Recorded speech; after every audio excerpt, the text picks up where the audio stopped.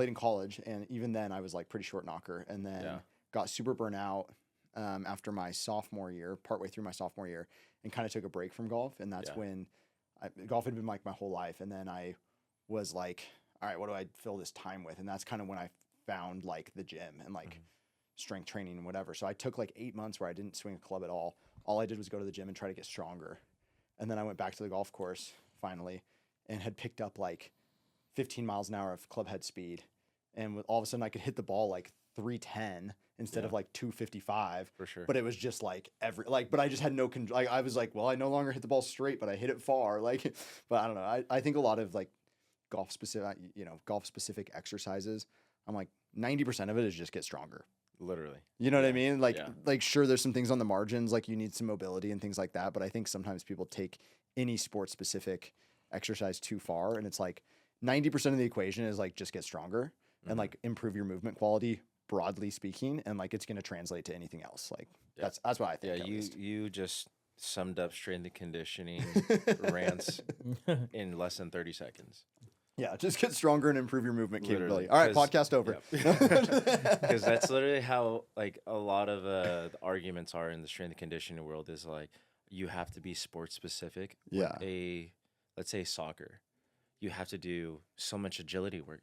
Just play your sport and let's get stronger in the weight room. 100%. Like we don't have to do anything insane. And people think like it has to be this like thread the needle exercise. It's like that's not necessarily going to get you stronger. It's just you're just selling something, and then parents, like say for a kid, they're going to think, oh, he's doing something different than that guy. That might be something we should look into. You're chasing this magic bullet, but it's like really like your sport training is to hone the skill of your sport. Your strength training is to hone the skill or like the development of qualities that are going to like translate into your athleticism that you can hopefully will help you with the skill. But like it's just it's like. I don't know. I completely agree with that. Yeah. Hey, Spencer, how are you today? It's a day, man. Yeah. I'm here. It's a day. You are here. Yeah. You're not other places, so that's good. Well, this is super fancy and new. Podcast is rolling, so this is how we always open. Just like people just catch us mid conversation, and then we dive into it. But I actually have like a great intro for our guest today. Whereas usually I do it off the cuff. And I just go like off the top of my head, which I would say I'd give myself like a 7.8 out of 10 on that usually. 7.6? 6.8. 6.8? 6.8. That wow. hurts. You gotta leave room for improvement. Yeah. But this is going to be even better. So our guest today is Chris Chan. From the Bay Area to the Boise area, personal trainer and performance coach Chris Chan is redefining what it means to build a sustainable fitness business in Idaho. In this episode, Chris joins us to break down the reality of the coaching industry, the global rise of HYROX, and why keeping clients happy matters more than chasing new leads. Whether you're a fitness enthusiast or a local business owner, Chris's grounded approach to community and growth is a breath of fresh air. So no pressure, Chris, but that's the intro. Wow, Ron Burgundy, watch out. Ron, what's going on? red leather, yellow leather. Yeah, Let's go. I'm Ron Burgundy. She had put a question mark in here, I would have been everything on the screwed. teleprompter, everything. If she had put a question mark in here, I would have been screwed. So that's great. But Chris, thanks for coming on the podcast. Yeah, thanks for Rooted having in me. Idaho, real people, real Idaho, real stories, real Idaho. Screwed that up a little bit. What episode is this? Is it in? It should be in there. Oh, come on. Episode number. Don't know. It's not in here. We're in the 30s. No, we're in the 20s. We're still in the 20s? We're like in the mid 20s. Okay. That's fine. Mid-20s, yeah. Mid 20s. We never know the episode number. That's it's fine. the running joke of the show. It is kind of a running joke. It's like the running bit of the show is that we 58 episode. Spencer and I cannot Episode keep track of what 99. episode this is. So anyway, it's episode 20 something. Excited to have Chris here.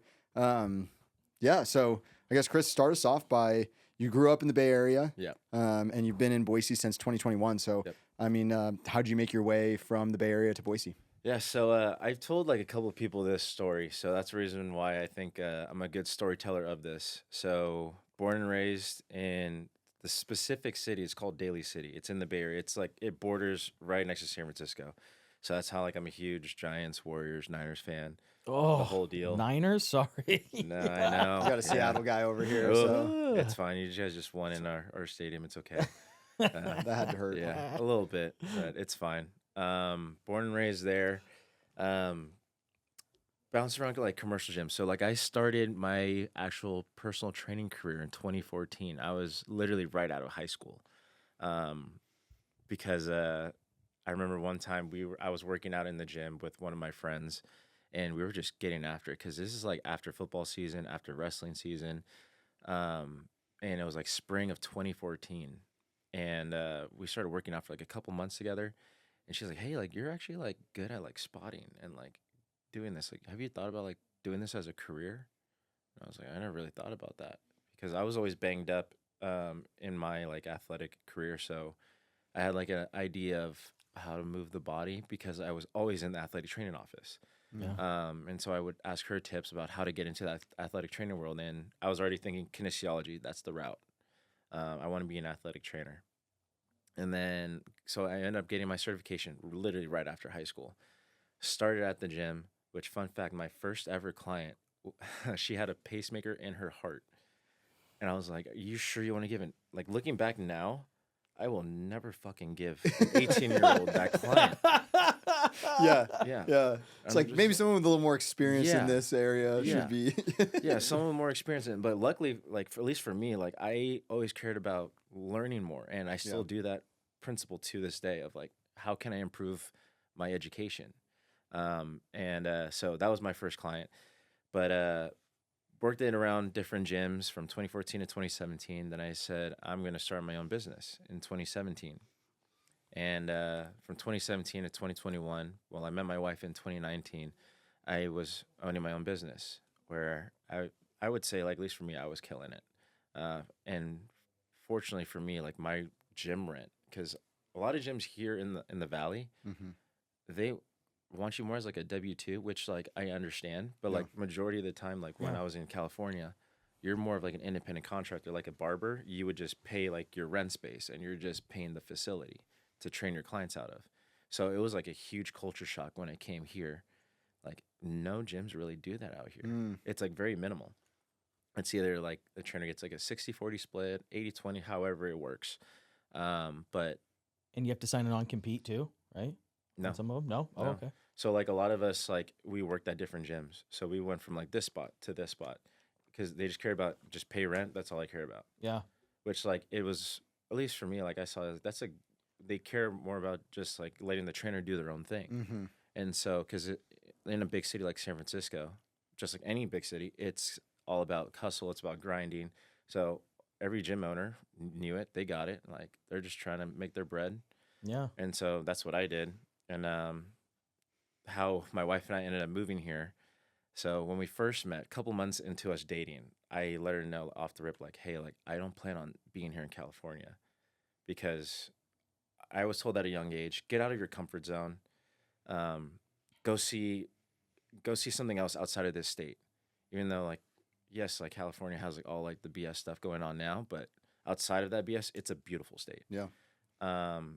So before going into college, I actually want to go to ASU because they have a great kinesiology program. And it's ASU. And it's ASU. Yeah. My mom found out later that it was a party school. Yeah. And she's like, I was gonna say.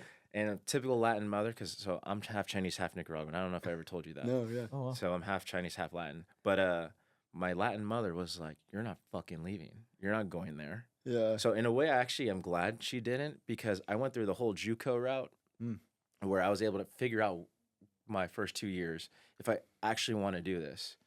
Because I went to a private school where my parents were paying my tuition. And so I was like, I'm going to do college on myself. Let me pay off my debts there, because my parents already did that. Sorry, I'm kind of rambling on different stories. You're good. But going off of like what I was saying to my wife, that I want to get out. So the first two cities I told her were Austin and Miami. She's like, why those two cities? And I said, because they're booming with fitness. They're big cities. The chances of working with like a professional athlete, very high. And she's like, well, let me tell you this. I hate the heat and I hate the humidity. And I was like, you just crushed my dreams. And this might not work out. Yeah. And then she's like, well, I have family in Boise. And the first thing I thought of, I'm not going to lie, was like banjo and just country music. No potatoes? And a lot of white people. I was like, yo, are you kidding me? Yeah. And Banjo and country music. banjo and country music. And I was like, damn it. The only thing I know about is obviously the Fiesta Bowl. Okay. Like, yeah. That's the only thing I thought about. And I was like, what the hell else is there besides like just cornfields and stuff? Because I didn't know, like just being a California kid, not thinking too much of Idaho. And then we ended up visiting March of 21. And I was like, yo, this day one. And I'm impulsive as all hell. And I told my wife, we're moving here. Let's move next week. Yeah. Yeah. What was the what was the feeling? What the feeling of what it was, it reminded me of like actually so there's a specific city in the Bay Area. It's called San Mateo. That's where I went to high school. And fun fact, that's where Tom Brady and Barry Bonds went. And it reminded me a lot of how it used to be. 3 most famous graduates.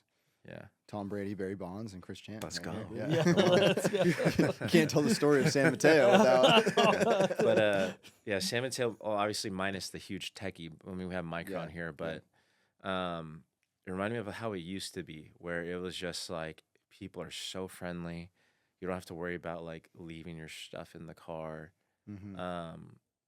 People generally want to know who you are. And that's how like I felt San Mateo used to be.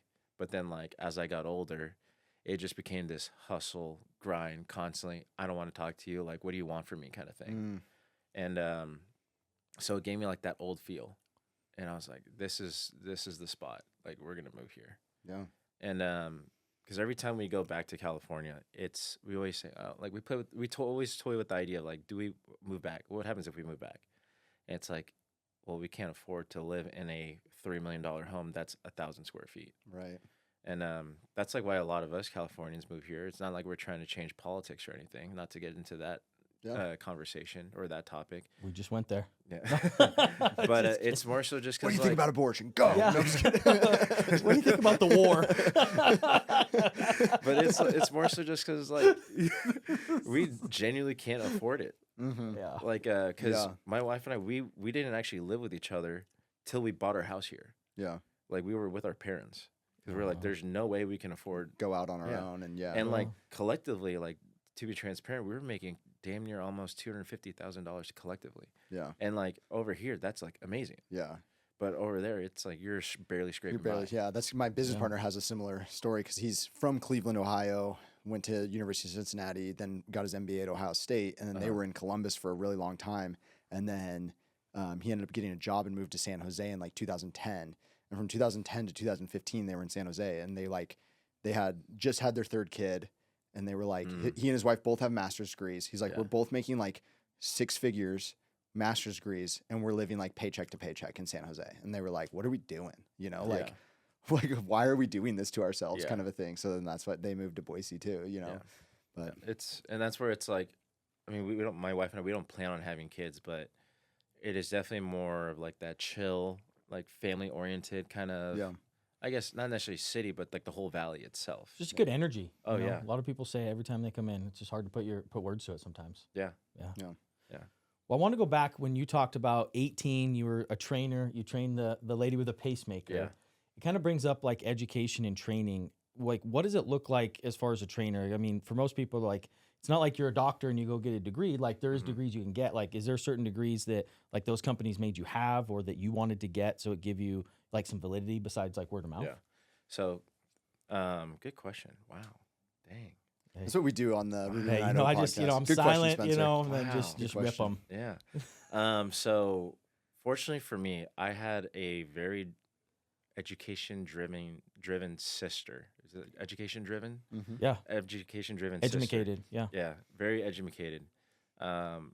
Where she got her bachelor's, I was like, okay, I want to one up her. I'll get my bachelor's too. Whew. And then she got her master's. I was like, well, fuck, I got to get my master's Oh. too. So I got my master's. I ended up getting my master's degree in exercise physiology. Oh, But love it. going into me being 18, like how that looks, it's kind of like dependent on the individual, how they want to go about their education. Because every trainer is different where they see stuff like on Instagram, because social media is obviously very big now. They see just like their favorite influencer and they go off that as their quote unquote education, where it's like, for me, like that doesn't do much for me. Yeah. Like for me, like having my master's, I think like for a trainer, they should be able to dissect an actual research paper and diagnose it, because that's what's going to actually help with comprehending something and giving that trainer an actual way of thinking, rather than just that's what that influencer said, so I'm going to believe that. So that's like my thought process with how trainers work, or I guess operate, is do they know how to do their own research, or are they just kind of getting some sort of information from somebody? But that goes off with like any industry, really. Well, yeah. Well, it's true. Any industry, there's good ones and bad ones, right? Sure. There's good mechanics, bad mechanics, good realtors, bad realtors, right? Anything like that. Does that ever, Spencer, who are the bad realtors? Go. Well, no, but like you said, the bar to entry is low. Just the bar to entry is low, right? Yeah. And I think sometimes that, like, I don't know, does that ever frustrate you, or like, because to a lot of outside people who maybe don't know your background, they don't know you have this master's in physiology, right? Yeah. They're like, you're going to get lumped in with just like personal trainers, and the bar to entry is pretty, like, you can just go to like, is it ACSM or whatever? Yeah, like, there's a bunch of different, where you acronyms. pay $100 and take a test, and it's like, I'm certified, right? Yeah. And then it's like the differentiation from like a public's perspective, they might not, they might just kind of see it all as one. Does that ever like frustrate you, or like, how do you sort of like think about setting yourself apart in that field of like fitness influencers online? And dang, you bring in another. Look at you guys, great questions. So with that one, I think I will admit, I do get a little frustrated sometimes. When I first started my career here in town, it's gonna feel that way, because it's like, who the hell is this new guy? Yeah. Like, what does he have to prove more than others? And so that's where it's like, my whole journey in the valley, like, I've had to bounce around different gyms. Like, it was like the first 3 years of living here, exhausting, because I bounced around from this gym, because it's like, I've been in the industry for a while, to where it's like, I know what I like. I'm not going to stick with something because it just seems like oh, I could just stay here, let's wait it out. But it's like, if I'm going to want to be a part of something, I'm going to go all in. I'm not going to want to deal with someone's BS. But that's just like going from gym to gym. But for me, a big thing is I want to showcase like that I am educational, and that I actually give a shit for a client or a member. I like to make sure that my clients, they have the full all-in trainer of me. And so whether if it's like getting one client, like one of my first clients here in the Valley, she still trains with me. And for me, that's a big thing, is like building that rapport and keeping that retention. Because she sees like, oh wow, like he's helping me out still, like throughout these last 4 years. Building the trust, right? Like over time. And I think that's the thing where I kind of got over that frustration, is because I know my worth. And I think it took me moving from another state to realize like I can make it. Yeah. Was that pretty scary, where you had like you said, you were kind of killing it in the Bay Area with like your clientele and everything, to like leave all that behind and kind of start from zero in a place that you didn't really know anybody? Was that like a pretty scary leap, or did you have good confidence in yourself that you could rebuild replicate what you'd already done? I going into it, I had a mixture of both. I was definitely scared, and I was confident in myself, where I was charging like $150 to $200 an hour we're in the city that I was in. So the city I was in, it was called San Bruno, where this gym I was at, it was literally where like the finance building is right here. Like, so basically 3 blocks, that was the YouTube headquarters. So like I trained a lot of guys from YouTube. And a little more disposable income than just a bit.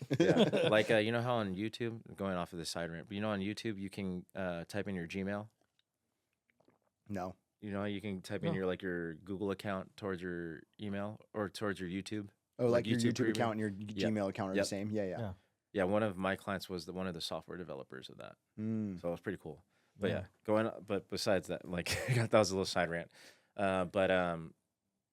No Yeah, it free was- ads, dude. What are you talking Yeah. Yeah, about? no I free ads, but know. YouTube. I Maybe you've know. heard of it. Yeah. Oh, we're Yeah. on it. Whoops. Yeah. But I was definitely I would say I was like 70% scared though. Yeah. Cause I was like, oh my gosh, like this is definitely like new. Like I don't know if I'll be able to charge the same amount. Yeah. And like the way how like my wife and I we were living, we were going on trips all the time. Yeah. And then having to like dial that back, I was like, okay, we're kind of have to be like a little more grounded. Yeah. So I think the whole journey of where we are at today has definitely like shaped who I am now. Yeah. And I think like if I didn't live just like anybody, if like you have to go through experiences Mm. to really hone in on who you are. Yeah. Yeah. For sure. Well, HYROX. That's Yeah. your specialty, I hear. Yeah. Kind So of. Yeah. I have to. Well, kind of. Well, I know there's more to Yeah, it than that. yeah. But I have to ask because I know it's kind of probably in your industry a question of HYROX, CrossFit. Mm-hmm. Like very similar. I know HYROX is a little bit more running. Like, Mhm. what's the benefits? What does that look like? Why HYROX over like CrossFit? Yeah. for instance? I would say like if I was a brand new individual to working out, Okay. I could see a mixture of both Okay. being like beneficial. Yeah. But the reason why HYROX has such a grab and chokehold on a lot of new folks, Yeah. especially like those that are ex-collegiate athletes like yourself, they gravitate towards it because it's not as it's taxing on the body, Mhm. but in a way where you don't have to do necessarily like Olympic lifts, and that's not to Mhm. that's not to bash on CrossFit whatsoever because I think it's an amazing way of working out. Yeah. But it's just like that's where like at least for me, like I love HYROX because I was just like I was in high school. I was banged up all the time and I'm still injury prone, which sucks. But that's where it's like I know my limitations of what I can do, and I also don't want an Olympic lift. That's just me personally. Yeah. Yeah. And so if I don't have to, why do I need to? So that's why I think HYROX gravitates towards a lot of people because they want to be able to, because now with like health markers out now with Mhm. how VO2 max is very, it's a big health marker. Grip strength is actually another health marker. So like just think of those two. Yeah. You have to, like one, like just from a functional standpoint of like lifting weights and getting your cardiovascular system up. People, that's like kind of like in the mesh of HYROX. Gotcha. Yeah, I would echo like obviously I've been going to Chris's HYROX classes and that's one thing I love about it is it is low impact. Mhm. You know, I've had some gnarly, had neck surgery. I've had low back stuff. From like, golfing? I don't know what my neck surgery is from. Probably just years of lifting and golfing, some Yeah. combination therein. But yeah, it's like it's all this stuff that's like I'm still working hard, but I don't feel like there's anything that I'm doing here that I could get hurt doing. You know what I mean?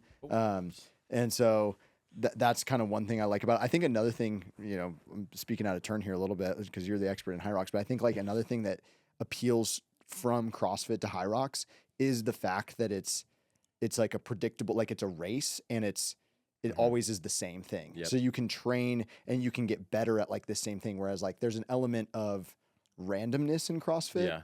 that is like you're kind of training for anything and everything that could potentially be thrown at you. Whereas like this is like, okay, like here are the movements, here's the distances, and you can see your like improvement over time, which you can do with certain CrossFit workouts For sure. specifically. But like if you're training for the CrossFit Games or whatever, it's like, well, that's going to be a very narrow number of people Yeah. who are going to be eligible to, and it's just like, you don't know what you're going to be facing. Like there's that element of surprise of For like, sure. this is what you have to do. Yeah. Right. Whereas HYROX, it's like the race is the same every single time. And you can see yourself shaving time off or you can feel yourself getting better at Yeah. different elements of it. And I think that appeals to a lot of people For sure. who maybe, like you said, don't want to like throw a heavy barbell on their back or Yeah. be like doing cleans or whatever, where like higher risk of injury.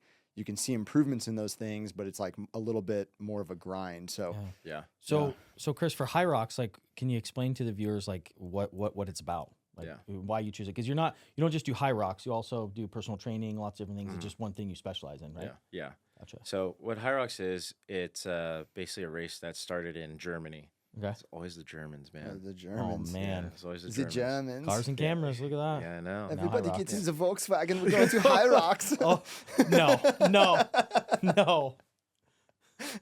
No? No? Okay. Oh my Well, goodness. Who is leave this it guy? in. That's the opener. Leave it in. Leave it in. But so starting in 2017, and basically what this race is, it is 8 1-kilometer runs because built in Germany, everything's in kilograms and kilometers. So the whole race itself, though, comes out to 5.4 miles of running. It's a little bit more than 8 kilometers, but yeah, it's like 5.4 miles of running In one session? in one. No, well, like not in like In the race. In the race. Oh, in the race. In the Okay. race, Gotcha. yeah. Gotcha. We're not doing that in training every day. Yeah, I was gonna be like, guys, 5.4 every an hour. I was There's- like, dang, what's going on here? Yeah. No. So it's 5.4 miles of running in Okay. the actual race, and in between those 8 1-kilometer runs, Gotcha. you're doing some form of exercise. Mhm. So it could be like another cardio machine, like the ski, the row, and there's some sled work where there's like sled push, sled pull, and everyone's favorite, a burpee broad jumps. There's wall balls, lunges, and farmer carry. Yeah. We had wall ball finisher today at the HYROX workout. I had to do the 20-pound one because it was all that was There we left. go. Did 55 unbroken before I broke. Come on. Which I was pretty stoked on. Yeah. With the 20. I was like, Yeah. all right. Because we had to do, it was 75 total, but every time you broke, you had to do 10 burpees. And I was like, I'm not doing, Don't break. Don't break. Yeah. Honestly, I only broke once, but God, I need to get on this. I need to try you this should, out. dude. It's I'm fun. saying. It's a good time. Let's go. Yeah. Make it your whole personality. So you have, so for the viewers' sake and to ground this conversation, so Chris is at CrossFit Casual, which we had Brian on the podcast earlier, right? So at CrossFit Casual, you run the HYROX program. Is that fair to say? Yeah. And then you also have Thrive Performance is your kind of personal brand of personal training, both in person and online. Correct. And then you also just launched with a couple other gals Evolve House. Yes. Right. So how do you think about, like, because you're doing most of your personal training at a different gym in Eagle, right? More so in my garage. In your garage. Okay. Yeah. Nice. So your personal training. So how do you kind of like, you've got sort of these 3, maybe more, I don't know, tell me if more, but these 3 different sort of businesses or like, you know, things that you're doing. And then even within your personal training, you have online clients and you have in-person clients. Like, how do you organize your day? How do you think about like working on all those projects? So one thing I have is I recommend every entrepreneur, anybody in general, to get this specific calendar. It's on Amazon. It's like an hour by hour, like say 5 a.m. to say, I don't know, like 9 p.m. And there's like to-dos and priorities. So that has been my lifesaver. If I don't have that, my whole day is screwed. Yeah. So And you should send me that link. oh, I got you. Link in the description. Yeah, link in the description. No free ads, but Amazon. Yeah. But I basically have like a Google Calendar, which is basically where I have different color coded of my day at CrossFit Casual, my day with my clients, my own workouts, check-ins with my online clients, and I like make sure, because I do like a full-on like hour call with each online client bi-weekly, so I make sure like they're staying in touch. And it also gives that personal feel. I'm not just texting them like, oh, just how's everything going? It's like I want to actually see how things are going. So I kind of manage it that way, where it's like all different color coded, but with having this specific like notebook / calendar, I put all my to-dos for like that day that I have, and then I'll just Google Calendar it, bump it in, and I'll just check mark. But yeah. So all handwritten. Like mixture of like handwritten and Google Calendar. Oh man. Yeah. Okay. Yeah. I like it. Organization. Oh yeah. If I'm not the most type A person at home, but like when it comes to my business, I have to be it. I like saying that I'm like type B plus. Actually, yeah. Yeah. A minus, B plus, depending on the day and the task, Yeah. right? Like, yeah.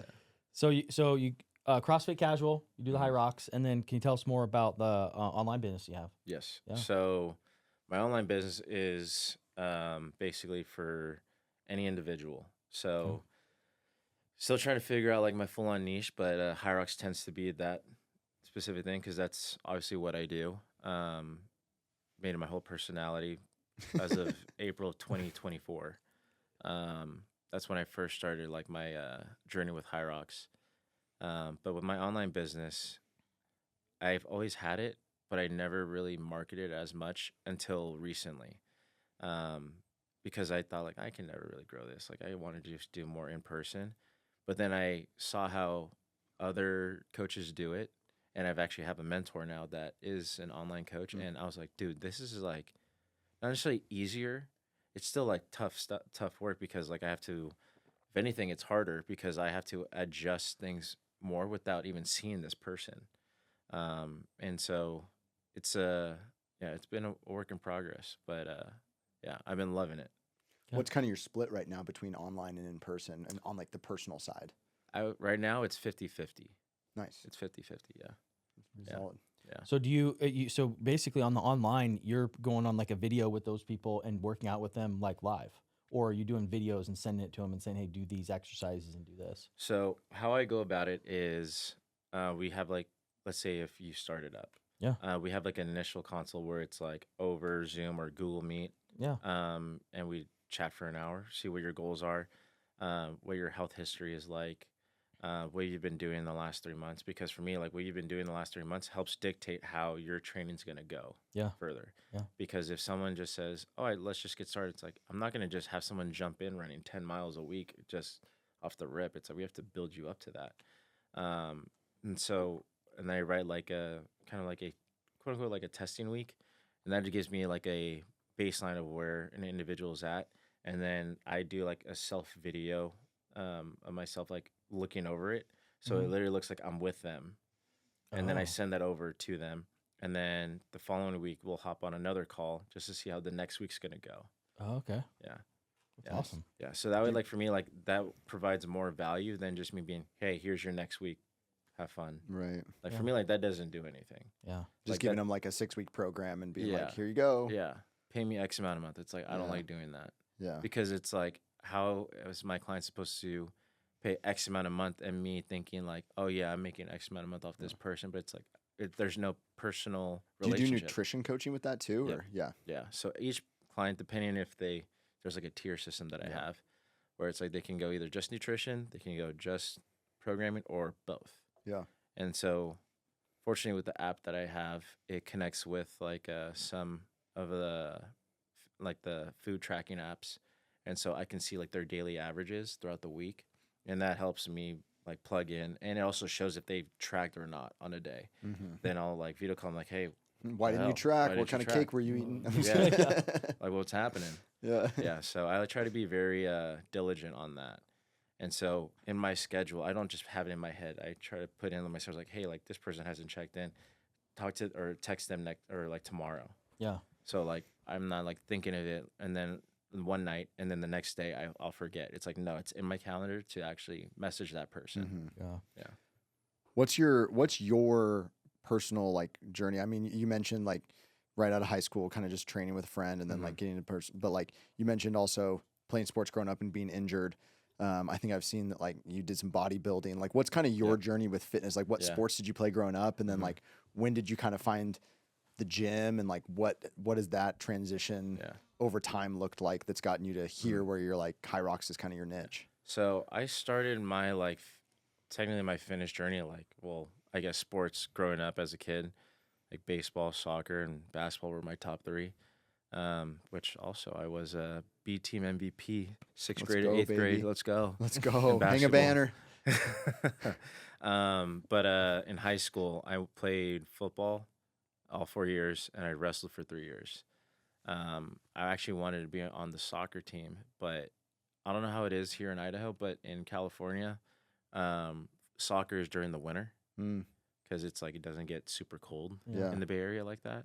So like they can manage playing in the winter. But my coach was like, dude, you're an offensive lineman. Like, you can't be playing soccer. He's like, hop on the wrestling mat. And I was like, damn it. Okay. So I started wrestling. And I hated running because like our wrestling conditioning, I would say like some of the wrestling conditioning I did in high school is probably worse than some of the HYROX workouts I've done. Like, they sucked. Yeah. And so like we had to go from like in the morning, we'll do like a pool workout, which also I didn't know how to swim. So my coach had me running on like the kid side. So he was like, do sprints. So I was like sprinting while in the pool while everyone else is is swimming. And then in the afternoon, we would do like a 3-mile run, which like me and the other like homies, we were just walking it. Like, sorry, it just took us that long. And then we would like go back and then like get into wrestling practice, and those workouts sucked. Because also I think my coach low-key hated me, because every time like we would like not necessarily spar, but the way of like actually just dueling with each other, he would like get me in a specific position and like hold me grounded and like would dig his knuckle in my rib. I was like, yo, this is kind of like harassment. This is abuse. This is abuse for sure. But so that was like my stint of high school sports. But going into my senior year of football, I had like a pretty bad injury, which kind of helped dictate my career path. Where I don't know how it is in Idaho, but in football in California, you can't get pads till a certain time. And so we were doing full on contact, no pads, just helmet. And I was like going on a lead block, and then one of my teammates at the time dug his elbow into my chest, like unintentionally, and then it gave me whiplash in my neck. So like how like I can kind of go off of like your neck injury, where I lost feeling in my fingers for 2 weeks. Oh. Yeah. So like I legit like couldn't do this. Dang. I had to like. Yeah. Yeah. Not good. Yeah, for 2 weeks. So I saw a chiropractor for that. So that was kind of like my big injury. And then literally 2 weeks later, got a concussion. And then healed from that for 4 weeks, then got another concussion. Jeez. And then my senior year of wrestling, I was banged up a lot, like had a patellar tendonitis in this knee for a month. This went away, and then the next knee. So the athletic trainer was like, what the hell is going on with you? Yeah. So that was not fun. It was a sign. Yeah. Yeah. Crazy. Yeah. So that was like my stint of like athletics. Yeah. Yeah. And So then from there, you kind of like replace that itch with like getting after it in the gym. yeah. So then I replaced that itch with getting after in the gym. And then I would say when I was 19, I started losing a lot of weight. So I was around like 260 pounds getting out of senior year of football, and then dropped down to like 220 because I was in the 220-pound class or weight division for wrestling. And so I had to drop a lot of weight for that. And then I was like, you know what, after wrestling, like, I'm just done with sports in general. Because like I didn't want to do track again or sort of shot put because I got asked to do it. I was like, I ain't doing that. Yeah. So I was just going to the gym with my sister to start, and then ended up going with a friend after, and we started getting after it. And then I don't remember how exactly I got into bodybuilding, but I was just like, yo, like I think this is sick. Yeah. And started going to this nutrition shop, which I worked at part-time eventually. And they're like, the good stuff's in the back. Yeah, so it's kind of like in the van. because you know like Jack's Nutrition. Yeah. Yeah, so it was kind of like that. So it was called Formula Nutrition, and made a lot of friendships out of that. Where in the supplement industry, and not necessarily like the anabolic stuff, but like the actual like just like stuff that you get over the counter. And the one guy was like, yo, you'd actually be good at this if you really tried. And that got in my head. And so I ended up doing one show, February 2017, and then ended up doing a second one. But going into the second, that's when the anabolics kicked in. Which my like peak week, which is where like you're kind of like peaking for a show, was my last year of college. So I remember getting ready for a presentation and passing out during the presentation. Oh, geez. In my senior year, and then graduated, and then did the show the next day. Damn. Yeah. Whoops. Yeah. Well, talking about, Anabol, what's your thoughts on peptides? Oh, yeah, here we go. Let's go. I gotta ask. Peptides. I want to know, Yeah. My thoughts on peptides, really, it's like we don't have enough going from a actual scientific background now. I don't think we have enough actual scientific research on it for me to provide or recommend it to somebody. Oh. That's me personally. Because I don't know much about like the retatrutide or like the GLP-1s. Like, yes, we do have like now some research on it, some quality research, but all the other ones, like the Wolverine stack, I forget, it's like BPC 157, and the other one, Could it be a placebo? Maybe. Could it work? Maybe. Could it work for someone? Yeah. Sure. But also, like, what are the 20-year? Exactly. Yeah. What's it going to look like in 5 years or 10 years? And we could even go off of just like pre-workout now, because my wife and I, we talk about that. What are energy drinks going to be like for us in 5 years or 10 years? Yeah. What are those effects? Yeah. Well, even creatine. I remember when I was younger, they would say it was so bad, and now all of a sudden, or you had to be cautious with it. But now today, they're like, you just take even Like, if you don't everyone work should out, take it, yeah. right? You take it because of your brain and all the stuff. Yeah, It's and it, like crazy. those things can go one of two ways, right? Yeah, like for you sure. could be like creatine. I remember when that came out in like high school, and I felt like I remember like getting some and being Yeah, like, you're like, what? "Oh." Like, am I like, what am I like? Is this bad? Like, I don't know, yeah. but like I've heard that it's good, and or like even Jacked. Do you remember the original Oh, yeah, Jacked the Jacked 3D. pre-workout? The Yeah. OG Jacked. Yep. Like they like Dude. had to change the formulation because it was like, oh, this is basically like meth. Yo, yeah. That was insane. The Best OG workout Jack stuff. was so good though. Yeah. That Bring pre-workout that was back. oh man, Bring it back. I'm in for Yeah. the OG Jack. That was the best, dude. Just like a tiny little scoop and you just feel Damn. like, wow, ready to tear. Yeah, and that like came out when I was the amount like of in beta college. alanine in that too. Oh, like yeah. you're Just literally itching like and shaking. this, Just yeah. like I like the OG itch because like beta alanine now I don't really get that. yeah. Because like back then I was just like, yo, I'm like tweaking. Let's go. But when it Yeah. comes to supplements though, Mhm. since you have that background and like it sounds like I mean obviously the type of going from bodybuilding to more of like a hybrid training is like a Mhm. big different jump in like functional fit. There's all different types, right? For There's sure.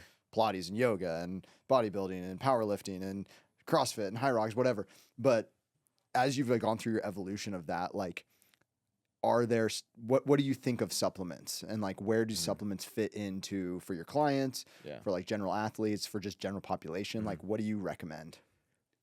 So when it comes to just the general or not the general individual, but just like someone that's just wanting to get healthy, you don't need to buy a pre-workout. You don't need to buy the ashwagandas. You don't need to buy the what is it? The Tonkat ollies. Like, Yeah. you don't have to get all of that. Let's fix your habits. Yeah. Because I think it's a lot of stuff that can be improved. Because all these are in the name. They're supplements. Mhm. They're supplementing what you're Yeah. missing. So it's like let's change that mindset from supplements to how can we actually build your habits where you don't need those supplements. Mm. Like my wife doesn't take anything, and she is just fine. Yeah. Like when Yeah. I say, "Hey, you need some creatine because you be acting up today," she's like, "No, I'm fucking You not." be acting up. So really, just eating whole foods, eating Yep. the proteins, doing that, Mhm. and is really the big Yeah. thing. Yeah. Yeah, and for me, when people are just like, "Oh yeah, I'm trying to like take ashwagandha or rhodiola rosea to reduce my stress," I was like, honestly, go have a fucking beer with your friends. That's gonna be better for your stress response. Yeah. And like, yes, that sounds kind of counterintuitive because a beer can increase your stress levels, but you had a great time. Yeah, that's gonna be better. One of my do you know the legendary strength coach Dan John? Oh yeah, Okay, one of my favorite. I figured you would. Dan John has this whole thing of like when his clients or when his athletes ask him like, "What supplements should I be taking?" Mhm. He asks them, "Do you floss?" And if they say they don't floss, then he says, "Then don't worry about it." No, Because he's like, if you're not flossing your teeth, don't worry about supplements, right? Because Yeah. it's like habits, right? It's totally like, and so flossing, it's probably a healthy user bias, but flossing is like the number one linked correlator to like lifespan, right? Or like mortality rates. Like if you floss your teeth, you live longer. And it's like, maybe that's hygiene, but maybe that's just also like the conscientiousness that it takes Yep. someone to floss daily means that they're probably going to be like taking care of themselves more broadly speaking in their daily For lives. sure. So like that's like one of his. I always think that when people are like No, supplements, honestly, like, do you though. floss? And it's like, no. All right, then don't worry Then about don't worry about supplements. it, Yeah, yeah. it's not a big deal. Yeah, and that's like one thing too. It's like I had a client sign up with me a couple weeks ago.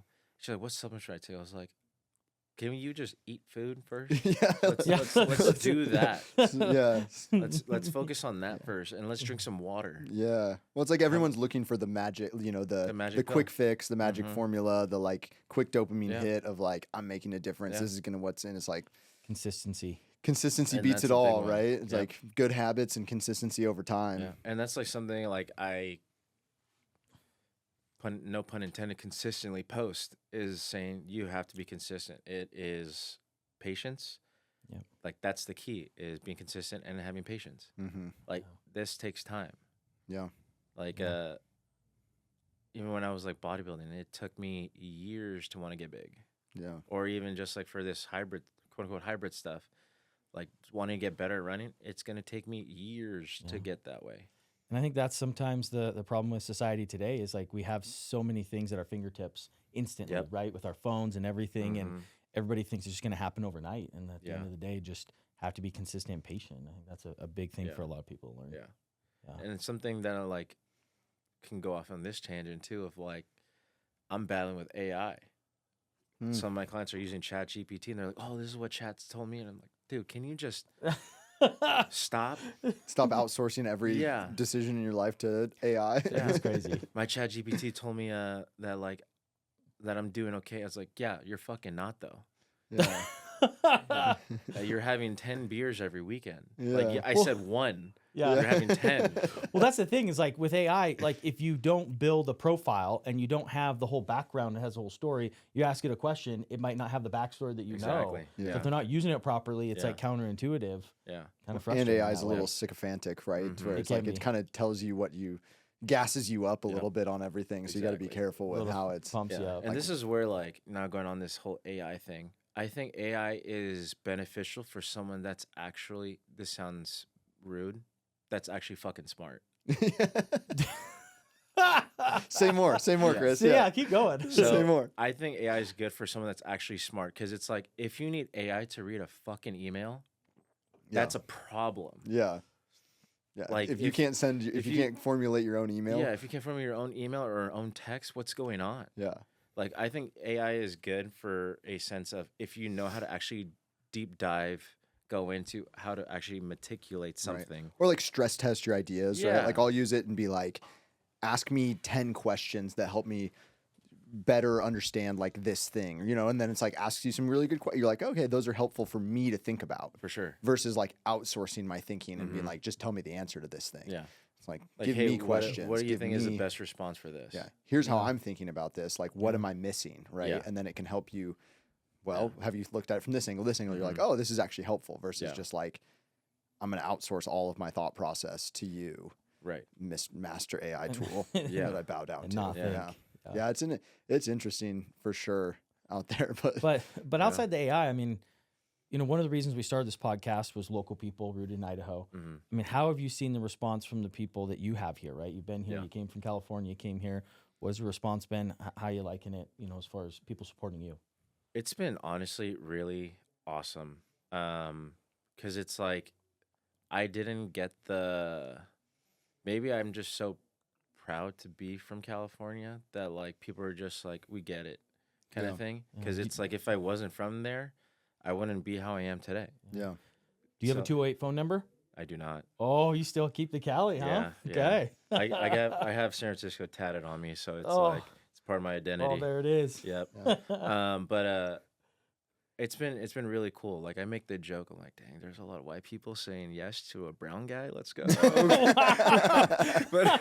dude, one of the funniest videos you did on Instagram was the one where that girl was like, HYROX is nothing but like white, like masked white supremacy. And then you're like, well, I'm Asian. Well, I'm Asian, so yeah. That was such a funny video. But it's been awesome. Like, cause Idaho always gets the rap that it's like it's racist and all this and that, but I fortunately haven't experienced that. Yeah. I don't know. Maybe everyone's different. Yeah. But like, it is interesting because there is like the trope or the stigma of like, oh, like we don't want Californians moving here, but like, I don't know. I think day to day, like I don't really see people. Yeah. I don't upset about it like in the real world face to face. Like you see it online, you hear the like for sure murmurs, but yeah, I don't know. Have you experienced much of that, or is that no? Like, I fortunately haven't. But like when I meet other people from California, they're like, "Oh, don't tell people from here." I'm just like, "No, I'm gonna say I'm from there." Yeah. See, but that's a cool culture I think that's been created because remember, as we've grown, especially in the last 10 years, how fast it's grown. It's really amazing to see kind of the people that are moving here want to keep that same sense of community. For sure. Right? Because it's just like anything where if you try to move somewhere, you got to adapt to what things are like there. Yeah. You're not trying to change things. Yeah. Well, it's kind of like what you said is like the whole reason you moved here is because it reminded you of a past that you missed. Yeah. Of like the place that you grew up where people are nice and there's like a sense of community and it's like this is what I grew up remembering, and like it still exists here, and I want to be part of it. I don't want to come here and change it. For sure. Exactly. That's exactly it. And that's where I think a lot of people that like try to move here, they get scared because they're like, oh, like, am I gonna get hated? It's like, well, if you try to change things, like, you might. But if you move here for what it is and you want to be part of that, then I think, people are gonna be like, heck like that's why we're all still, like, I'm born and raised in Boise, and I'm like, example. it's a good ass place to live. Like, I get come it. on down. Like, it's pretty sweet. And we've talked about it before too. I think inevitably people don't like change, right? Yeah. Too. And I think the people that come here have to realize too that, you know, it's happening. So the local people can either be a part of the growth and have a say in how the future is going to grow, or, take a step back, because it's happening whether you like it or not. Yeah, for sure. It's a snowball rolling down a hill. Yeah. And I think that's like one thing is like, it is growing, and can take it of two ways, because coming from somewhere where it went from, oh, we didn't have YouTube yet, we didn't have any of these tech companies, then to having all of them in like literally a 20-mile radius, it was insane. But like, can you make a lot of money? For sure. Yeah. It's like, it's part of economics. Like if like something's booming, it's probably a good thing. Yeah. But I can also see, like, from someone that has been born and raised here, like yourself. Are you from here too? No. Where are you Nope, from Washington State. Yeah. Oh, okay. That area. Yeah. So like, someone that's like born and raised here, I get it. Like, I'm sure like it's a lot harder to buy a home. Well, it's just like the cost of living adjustment, right? It's like, I remember growing up, and like, the house I grew up in, my parents still live in the same house that I grew up in, and it's like my whole life, like that was like a $300,000 house, right? Like that's like what it was, and like now it's probably like a $900,000 to $1 million, and like that's just like crazy. Like when you're a kid and you're growing up in Boise, you're like, $1 million house is a freaking mansion. Yeah. And now $1 million just like An gets Eagle? you like a regular house. You know what I mean? I was just up so on the bench, and there was $1 million fixer upper on the rim. I'm like, what's going on? So it's like things like that. I think, when property taxes go up, when people feel, cornered out of the housing market, things like that, obviously that's going to build a little bit of resentment, because it's not how we grew up imagining the future to be here. But at the same time, it's like, look at all the amenities we're getting. Like, look at the opportunity, the amenities, the companies that are investing here, right? The if you own businesses, as I do, right? Like you're getting more client base. Like we can spread out. Like the idea of, for the still, even 2017, of like opening something in Star one day, like wouldn't have even, or like Emmett or like Middleton or whatever. It's like, why would you go there? There's nobody out there. And now it's like, oh, should we be like looking at Star, or like looking at Emmett or Middleton or whatever? Like it's booming, right? And so you have to view it through the lens of like trade-offs, right? Like there's always going to be trade-offs, no matter what we're talking about. And so it's, how does this benefit me? Like, what are the opportunities this is bringing? Like, yes, there are some negative externalities, but like that's true of no matter what you do or where you go. And like I said, it's a snowball rolling down a hill. Like you're just yelling at the clouds if you're going to be like against it. Like, and I think that's where some folks I know, like they can be like really like negative about it, like, oh, like there's no growth here. It's like, what are you talking about? This is growing an insane amount. Like someone I know is like from Meridian, and like went from obviously just cornfields. I saw like a video of like how Meridian used to look.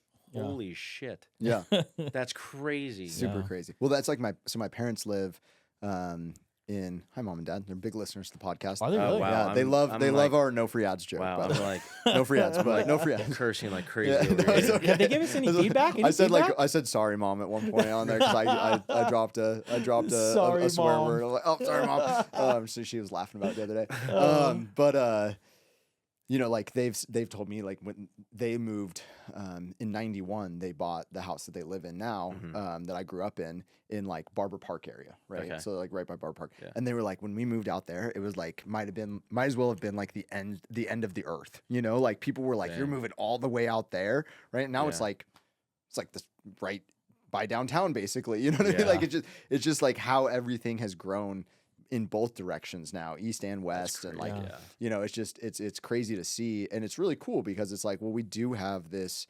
incredible little community here, where people are friendly, where, you feel safe. Like, I mean, nobody listening to this go to my house, but like I leave my door unlocked almost every day at my house, right? Like okay. I'm notorious for leaving my truck unlocked. Like I go to a coffee shop downtown and I have gift to go cards to, in there for the still. I'm gonna go grab some. I have to go, I have to run to the bathroom or something. Like I'll leave my laptop and phone and like I'll just leave it on the table at the coffee shop and go to the bathroom, and like I'm not worried about, and like will that maybe bite me in the ass one day? Sure, it certainly could, but like that's unique. It's like 99.999% chance nothing's gonna happen. Yeah, it's such a high chance. We just got voted like the happen. safest city or safest area in the country, right? Something like that. Yeah, but that goes to just like the buy-in of the community here to like be a community, Yeah. And I think that's been a cool thing for me. I haven't known you that long, Chris, but like even just following, like you have come here, you've been here 5-ish years now, and like it seems like you've built an incredible community for yourself of people who want to be part of what you're doing, but also like know you as an individual and are like, this guy's freaking cool. I want to be his friend, as well as like go to his classes and stuff like that. So like it's pretty cool to see. Yeah. Right on. Appreciate it. Well, speaking of that and growth, like what does it look like for you, Chris? What's the plans? What's the future hold? Ooh. Tell us about Evolve House a little bit. Yeah. What are you trying to do there? Yeah. So Evolve House, that's we just had our first event. Today's the 13th. So 3 weeks ago. 3 weeks ago we had our first event, where it's basically for anybody that is scared to go to the gym or wanting to find some sort of community or wanting to find some sort of community. Hurt my neck. It's like a dentist, right? Everybody's like, hey, you're a doctor. No, I'm a dentist. It's like, no, you're a golfer. I'm just kidding. Sorry, Tiger. You look at ice cream all day. It's carpal tunnel. All right, let our guests talk. Oh, I've had carpal tunnel too. Yeah, same. Sucks. Both wrists. Oh. Yeah. But for anyone that's like wanting a sense of community, so trying to build more of what I already have. Yeah. Because it's great that like the community that I've built, but I want to outreach even more. Because every time like I've done an event, it's always somewhere in Boise, which is great. But I want to expand even more now. Like, how can I go do something in Meridian? How can I do something in Nampa? Yeah. Me being half Latin, half Nicaraguan. That's why also this triangle, it's the Nicaraguan flag. It's not the Illuminati, I promise. But I want to do something for like the Latin community. And so one of the girls that I'm partnered with, she's Mexican. And so we want to do something with it, with the Latin community. Fortunately, I know a couple of my past clients that are out in that Nampa Caldwell area to where I can do something with them. So that's like my like short-term plan for now. Yeah. Is to do something over there. Yeah. Heck yeah. So is it like group classes kind of thing? You're gonna do a big group in like a park or outside, inside? What does it look like? So depending on like what we're trying to do, like a theme-wise. So our first one, we did like a strength condition for the everyday adult. So that's like my overall emphasis of my own business. Yeah. Because not to go ram on to my business, but if we look at a lot of ex-collegiate athletes like yourself, yeah, you're like golf counts. Spencer, gay dentist. It's like it's like what do I do after college? Like what do I do? Like, or even after high school, people stop jumping, they stop sprinting, they 100%. Just stop working out in pull general. The hamstrings. Easy to do. Easy. They pull their hamstrings. They're gonna tear their Achilles. The likelihood of that happening is insane. Like after I forgot which. It wasn't.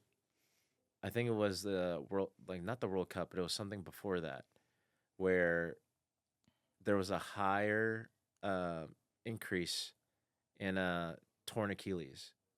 I forget. It was like a state in the Midwest. Yeah. Yeah. I think it was like the NCAA tournament. And then like everyone wanted to play basketball again. And then everyone just popping their Achilles. I've seen it. I've been playing City League basketball for like 7 years. I've seen a couple Achilles go out there. And I'm like, it's mostly because people are like, I mean, it happens to NBA players too. So it's not just this, but like, I think a lot of it is seeing people who are like in their 30s. They haven't really sprinted, jumped, done anything seriously in the last 10 years. And they're like, oh yeah, like I'll just go play City League basketball. And then it's like first game, like, boop, there goes the Achilles. Yep. And I was like, yeah, man, like you gotta if you don't use it, you lose it a little bit, right? Exactly. So They did like a study, I think, from like 28 to like 38. You know, that age group is like very prone to heart attacks and, you know, all types of injuries because of that. Yeah, it's like you just become inactive, or Yep. just like we're going into the 30s. Like, shit, I gotta get my life going. Yeah. So it's like just like regular stresses. Yeah. Yeah. Bring it back. Yeah. Well, cool. Well, Chris, well, thanks for coming on. Like, how do Yeah. people find you? What do we need to know? Where people can find me? Well, Instagram's a big one. 'Kay. My handle is ChrisJChan _. 'Kay. It's funny as a lot of people like outside of the gym, they're like ChrisJChan _ I'm just like, oh God, please don't say that. heck yeah, getting that fitness influencer life going, dude. Oh, Yeah. that's awesome. Yeah, so that's my Instagram handle. That's where people can primarily find me. Don't follow me on TikTok. I just repost funny stuff. Like, Okay. don't follow me on TikTok. This is like the Streisand effect. Now everyone's gonna go follow you on TikTok. Exactly. What's he Yeah. talking The about? takeaway. You He should have just said said the that. takeaway. Yeah. Follow me on TikTok. Yeah, Actually. definitely don't go follow. Definitely don't go follow. Yeah. Yeah, just Instagram primarily, or you know, just can catch me at CrossFit Casual. Yeah. I'm there. How many days a week? 5 days out the week. Yeah. Wow. Okay. Come to Ascend it Saturday. Get your ass kicked. Exactly. Yeah. Yeah. I love it. Well, Chris, Yeah. thanks for coming on today. Yeah, Chris, Thank you thanks for for guys coming for- on. Appreciate Yeah. it, man. Thank you guys for having me. Okay.